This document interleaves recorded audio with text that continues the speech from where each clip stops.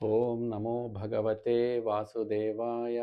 ఓం నమో భగవతే వాసుదేవాయ. ఓం నమో భగవతే వాసుదేవాయ. హరే కృష్ణ. ఎందరో మహానుభావులు, అందరికీ వందనాలు. నేను మీ భీమా. శ్రీపదానికి మీకు సాదర స్వాగతం. ఇక్కడ మనం మాట్లాడుకునే మాటలు మనల్ని, మన మనసుని ఒప్పించి ఒక ఉన్నతమైనటువంటి మార్గం వైపు వెళ్ళేలా చేయాలన్నది సంకల్పం. మనం విజయవంతంగా 4వ అధ్యాయం దివ్య జ్ఞాన యోగము పూర్తి చేసుకున్నాం. ఈ అధ్యాయం ఆధ్యాత్మికతలో ఒక మైలురాయి వంటిది. ఇందులో శ్రీకృష్ణ పరమాత్మ కేవలం కర్మలను గురించి మాత్రమే కాకుండా ఆ కర్మలను దివ్యమైన జ్ఞానంతో ఎలా జోడించాలో అద్భుతంగా వివరించారు మనకి.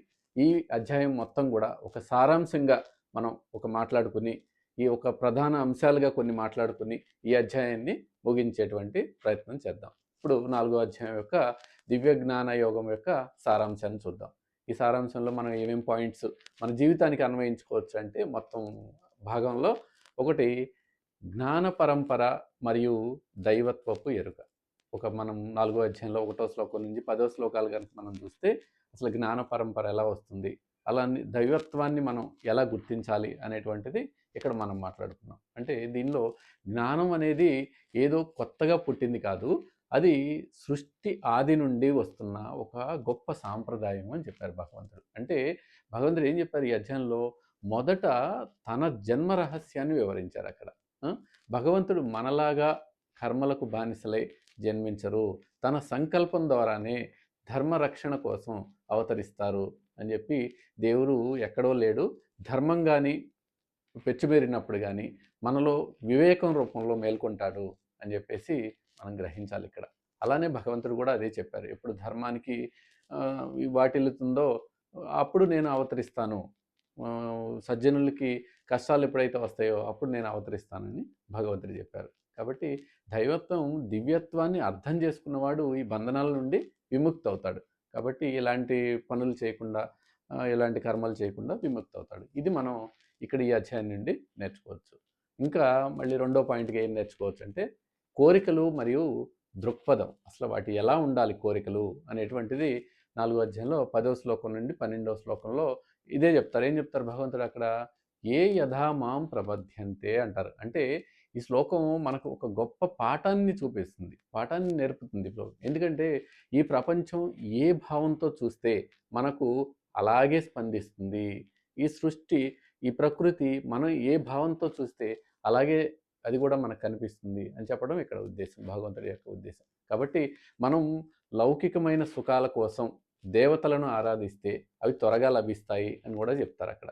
కాబట్టి శాశ్వతమైన ప్రశాంతతను అవి ఇవ్వవు. ఎందుకంటే దేవతలు ఆరాధిస్తే ఆ కోరికలన్నీ తీరుతూ ఉంటాయి, మళ్ళీ ఇంకో కోరిక పుడుతుంది. కాబట్టి ఇది శాశ్వతమైనటువంటి అవకాశాన్ని, మనకి ప్రశాంతతను ఇచ్చేటువంటి అవకాశం లేదు అని చెప్తూ ఉంటారు. అంటే మన కోరికలే మన గమ్యాన్ని నిర్దేశిస్తాయి.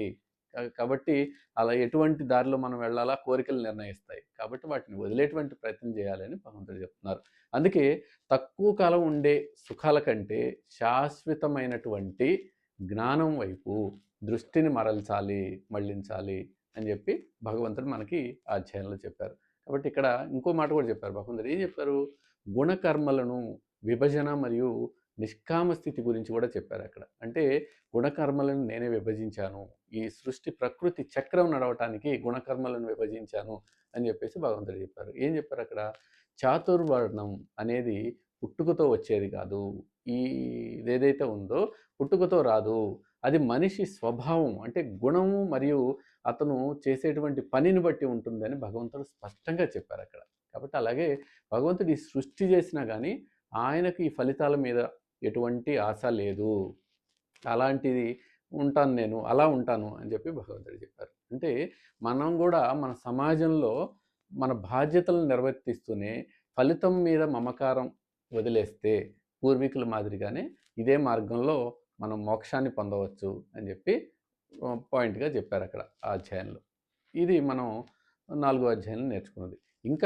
ఇంకేం చెప్పారు భగవంతుడు 4వ అధ్యాయ సారాంశం భాగంగా చూస్తే, కర్మ అకర్మల రహస్యం గురించి చెప్పారు.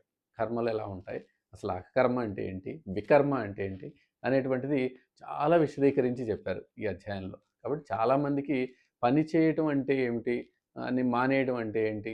ఈ 2 తెలీదు. ఎలా పని చేయాలి? ఎలా మానేయాలి అనేటువంటిది. ఇప్పుడు ఇక్కడ భగవంతుడు ఏమన్నారు? ఒక విప్లవాత్మకమైనటువంటి విషయం చెప్పారు ఇక్కడ ఇందులో. ఏం చెప్పారు? కర్మలో అకర్మను చూడటం. అంటే బాహ్యంగా బాధ్యతలు నిర్వర్తిస్తున్నా, అంతరంగంలో నేను జేస్తున్నాను అనే అహంకారం లేకుండా ఉండాలయ్యా అని మనకి చెప్పారు. అంటే కర్మలో అకర్మం చేయాలి అని చెప్పారు. ఎవరైతే పనులు అంటే ఎవరి పనులైతే కోరికలు లేకుండా ఉంటాయో, ఎవరు జయాపజయాలను సమానంగా చూస్తారో వారు నిత్య తృప్తులు అని కూడా చెప్పారు. అంటే ఇటువంటి వారు చేసేటువంటి ప్రతి పని కూడా పాపరహితం అవుతుంది అని చెప్పి భగవంతుడు చెప్పారు. ఇది మనం అధ్యాయం నుండి నేర్చుకోవచ్చు. అలాగే ఇంకా ఏం చెప్పారు? జీవితమే ఒక యజ్ఞంలా చేయాలి అని చెప్పారు. అంటే యజ్ఞం అంటే కేవలం మనం ఒక హోమంలో యజ్ఞగుండంలో నెయ్యి వేయటం ఇలాంటివి అనేక వస్తువులు ద్రవ్యాలు సమర్పించటం అలాంటిది కాదు. మన దైనందిన జీవితంలో ప్రతి క్రియను యజ్ఞంగా మార్చుకోవచ్చు అని చెప్పారు. అంటే మనం చేసేటువంటి దానాలు అంటే అదే ద్రవ్య యజ్ఞం అంటారని చెప్పారు అక్కడ. అలాగే మన క్రమశిక్షణ తపో యజ్ఞం అంటారని చెప్పారు. అలాగే మన ప్రాణాయామం అంటే యోగ యజ్ఞం అంటారని చెప్పారు. అలాగే జ్ఞాన సముపార్జన స్వాధ్యాయ యజ్ఞం అని చెప్పారు. ఇవన్నీ కూడా మనల్ని పవిత్రం చేసేటువంటి మార్గాలు. వీటిని ఆచరించండి. మనం అర్పించే ప్రతి వస్తువు కూడా అర్పించేవాడు అగ్ని అన్నీ కూడా దైవ స్వరూపమే అని భావిస్తే మన జీవితమే ఒక నిరంతర యజ్ఞంలా మారుతుంది. అలా మీరు జీవించడానికి ప్రయత్నం చేయండి అని భగవంతుడు చెప్పారు. చూసారా ఎన్ని యజ్ఞం గురించి ఎంత డీటెయిల్గా చెప్పారు ఈ అధ్యాయంలో 4వ అధ్యాయంలో. అలాగే మరొక పాయింట్ ఏం చెప్పారంటే జ్ఞాన మహిమ మరియు అర్హత.